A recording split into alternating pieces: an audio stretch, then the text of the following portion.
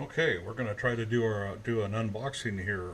I just received a Canik TP9SA from Prepper's Gun Shop in North Dakota. I'll have more information on them.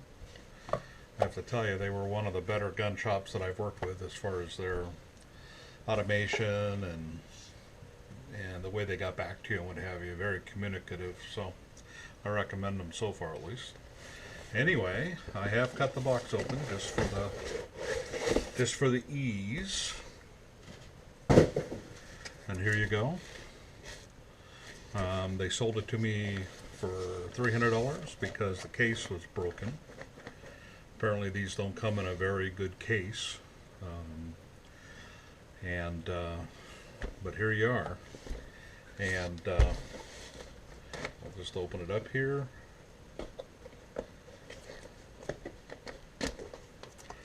Go. And there's what you get. So you have a little book. Oh yeah, okay, so there's your operating manual and I would almost say this is a firing pin, but the language is in Turkish. Oh, here we go. Oh no, this is the tool. This is a tool for pulling out the replaceable rear backstrap. That's what that's for. So there you go. There's those two pieces. Put that aside. Comes with the obligatory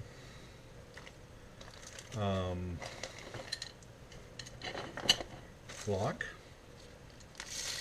Comes with a brush and a cleaning tool, or a tool for wads.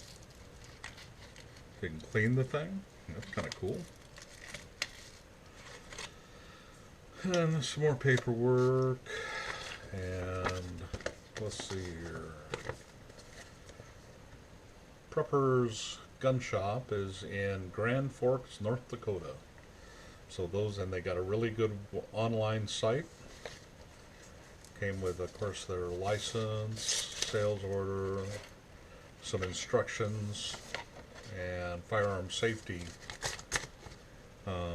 information. And there you go. Now you see the gun itself.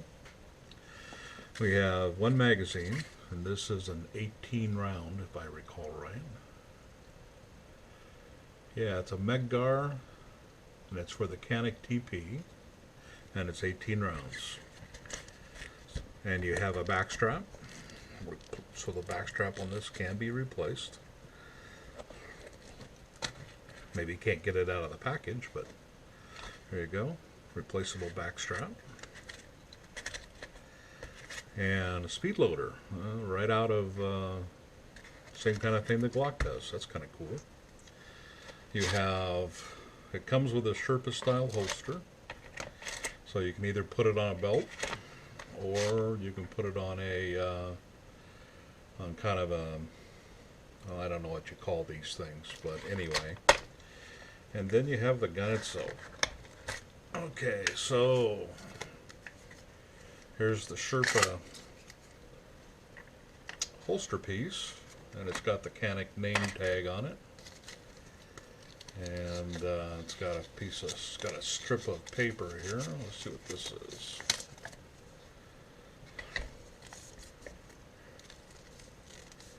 It's a 4.5-inch barrel, 9mm semi-auto, made in Turkey. So it's just a little bit of identification information for the gun, which is kind of cool. And we have a quality controlled, it says. I'll take this off.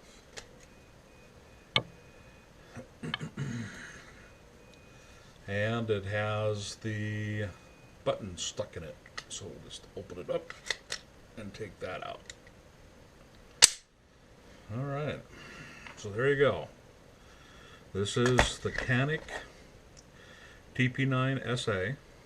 This is the new version that has the Glock type split trigger. The first one I took a look at didn't have that.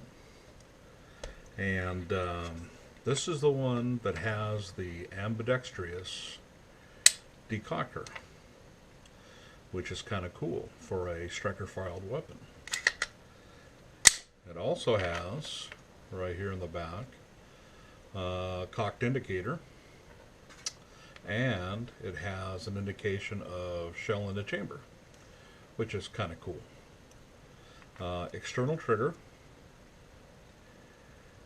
What else about these? Now, so I have not taken one of these apart before, but we're going to go ahead and give it a try here. Let's see. Typically, I'm going to do that.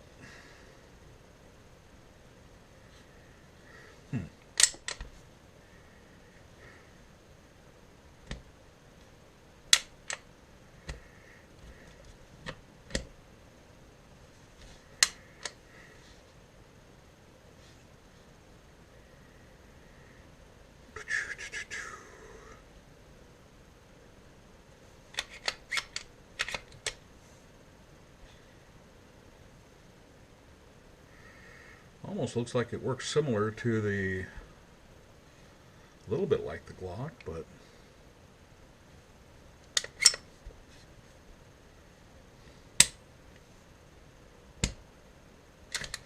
oh, there we go.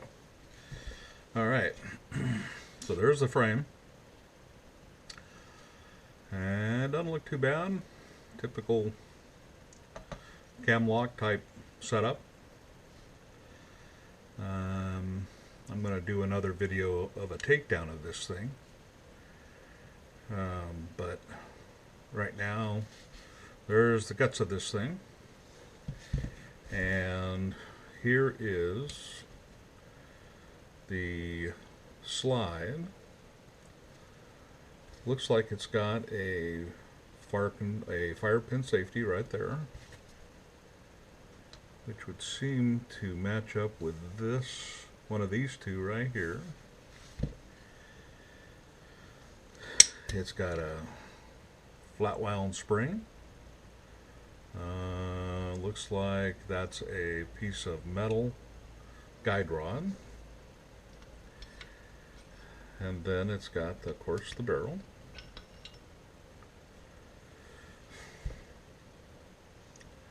Looks like this thing comes apart real similar to the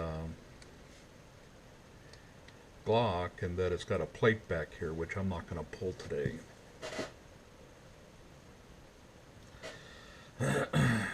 I'll do a video later on this and show how it comes apart a little bit better.